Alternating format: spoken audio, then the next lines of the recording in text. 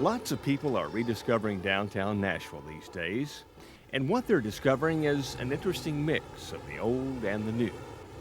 A fairly new convention center sits across the street from the old historic Ryman Auditorium. Down on Broadway, there's this new place from another planet, but thank goodness there's still good old Tootsies. Now, if you really want to connect with something old, you can't beat this place.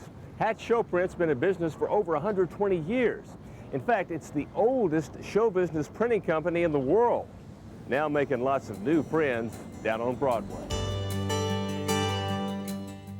There was a time when posters from Hatch Show Print decorated fence posts, telephone poles, and store windows all across the country. It was the main means of letting folks know a show was coming to town. Today, the tradition lives on. And since moving from an obscure location to thriving Broadway, well, there's a steady flow of tourists in and out who now experience this rare graphic folk art in action. We are trying to get our work done and address the fact that all these folks are coming in. We get 8,000 or 9,000 folks a year in here, Joe, and we have people up front to answer questions. It's a unique place, and it's a little bit like going into the shoe store. You don't want to bother the cobbler, but you're really interested in seeing how the shoes are being made. So we know that we're here for people. Today, the shop sells vintage poster prints of every artist from Elvis to Roy Acuff. But the majority of business is still custom work, using the old woodblock type to advertise the shows of new artists. Today, though, according to curator Jim Sherrodden, the motive is often nostalgic rather than necessity. The type here, the Emmylou Harris or Steve Earle E could have been Elvis's E, or the Silas Green from New Orleans E 60 or 70 years ago. So I think people, they like the sense of history here. They like the fact that it's a tangible, you can feel the type indented into the print. The size is something that you can't usually get with offset, and there must be some kind of a notoriety involved with getting a poster done or something else at Hatch Show Print. This is important to us because it is one of the contemporary entertainers renewing a relationship with the Ryman that I always felt has been a special one through the history of the shop. Another Ryman poster is the Lost Highway piece for the Hank Williams musical here. Poster looks great. Well, I hope it looks great, but they always use it as a program cover, which I think is very, very nice of them. And the same thing for the Always Patsy Cline piece right there. Hatch Show Print has gotten into some new things as well, where we actually design ads for companies because they want this funky old type. And this was a very successful ad campaign for a Jack Daniel's product that's being tried out in the Pacific Rim area.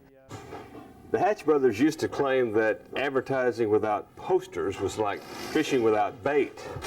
Well, over 100 years later, that's still true. However, the art of this advertising might be finding a new audience. Jim recently decided to try creating collages using the old wood blocks with some pretty interesting results. This is one sheet, a small version of a one sheet of Bill Monroe, and it's a collage where I Hatch brothers used to claim that a lot of the different wood blocks and photographs that were used like to fishing without bait. Advertise his shows through about the last 60 years. And he not only appreciated it, but asked me for one, so I was real pleased with that. And we always will appreciate and protect the tradition, the history of the shop, but why should these blocks sit here unused if we can think of a new way to create artwork, posters, introduce the shop to the 21st century, even though it started in the 19th century. And chances are the Hatch brothers would feel right at home today in the shop they founded in 1879. Great pains had been taken to keep the place just like it always was. See you guys. Souvenirs and tourists notwithstanding. Why in here the sounds of the old letterpresses drowned out the outside traffic noises, and the smells of old wood and drying ink fill the air. It's indeed a fitting fixture of what people call the old historic area of Nashville. And there's still work to be done. Always a new show in town to preserve in print. There's a lot of challenges. Getting stuff put away where you found it is a challenge. Getting the ink not to stick on the back of the other poster is a challenge. But they're all positive challenges. I wouldn't do it if I didn't enjoy my job. People always say they look in here, they say how many letters are in here, and I always say, well, there's only 26. So the challenge is how to make the nicest poster from those 26